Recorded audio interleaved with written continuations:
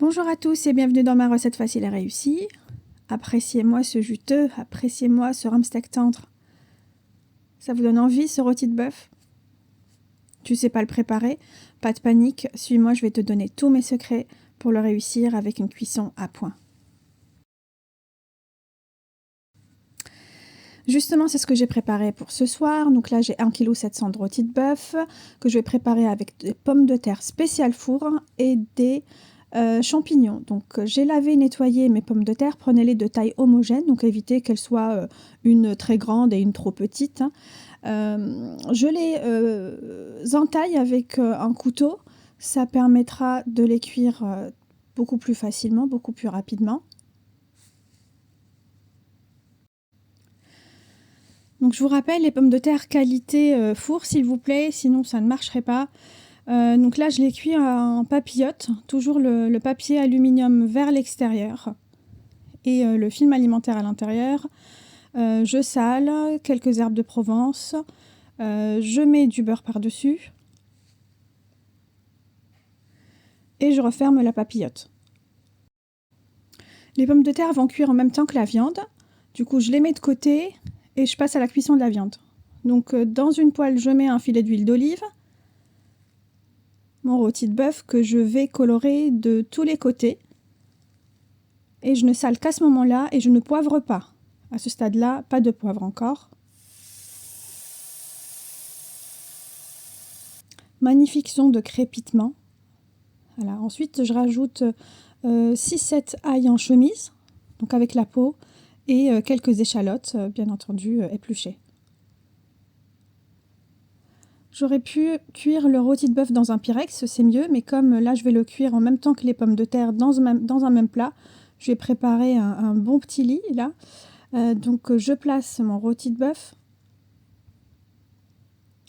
avec l'ail et les échalotes,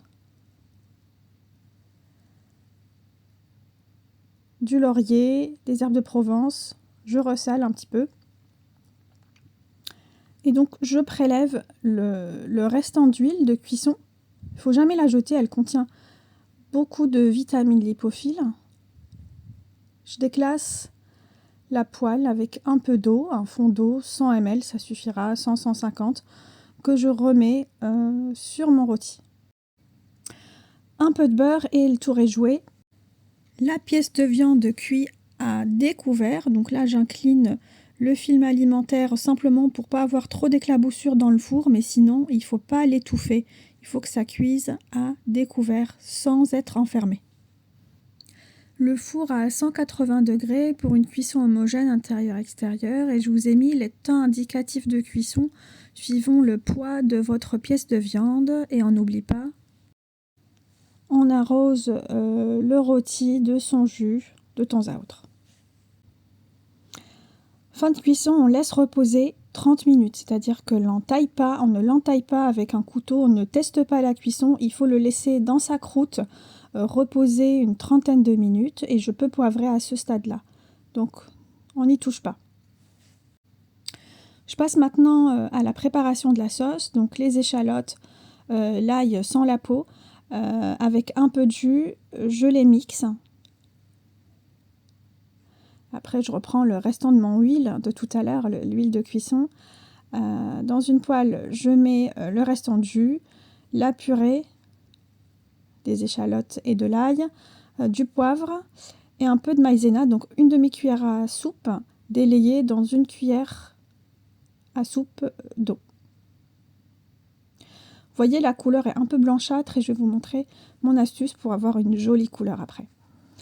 Je laisse cuire ça, ça va rapidement s'épaissir. Donc là, vous voyez que la maïzena apporte du liant et une brillance avec toute l'huile de cuisson. Et donc là, on arrive à mon secret pour avoir une jolie couleur de notre sauce, de notre fond. C'est de mettre une demi-cuillère à café de cacao amer non sucré. Donc ça apportera une jolie couleur sans détériorer le goût. Et vous me remercierez pour cette astuce. Donc maintenant, je filtre la sauce. Voilà, avec mon chinois, je filtre la sauce. Et voilà le résultat, une belle couleur pour une sauce assez épaisse. Vous choisissez avec le temps de cuisson et la quantité de maïzena la consistance qui vous convient. Et voilà, elle est bien lisse, elle est bien brillante. Le rôti a terminé de reposer et pendant qu'il reposait, les pommes de terre continuent leur cuisson. Ça cuit pendant 1 heure et demie les pommes de terre. Ça prend du temps. Et voilà le résultat de mon rôti de bœuf. Magnifique avec sa sauce. Il a cuit comme je le voulais. Je ne suis pas une buveuse de sang, donc pour moi la cuisson à point me convient très bien. Bravo, bravo.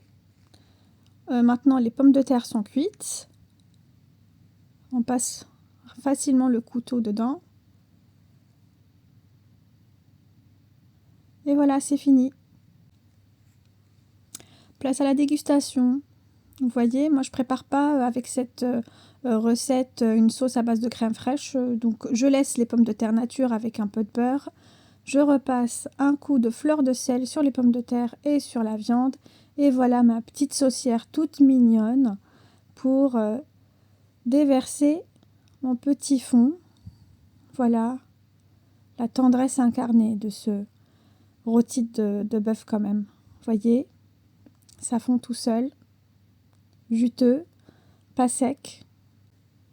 Donc encore une fois, son secret, c'est de le laisser reposer sans l'entailler, sans le couper, pendant 30 minutes. Et voilà, vous allez avoir tout le loisir ensuite de le réchauffer au micro-ondes. Voilà, 1 minute, ça ira, donc juste avant sa dégustation. Voilà, donc là, les pommes de terre nature avec un peu de beurre. Je me suis régalée, j'espère que vous aussi. J'espère surtout que vous allez tester la recette, tester mes petites astuces. Et je vous dis à bientôt pour d'autres vidéos.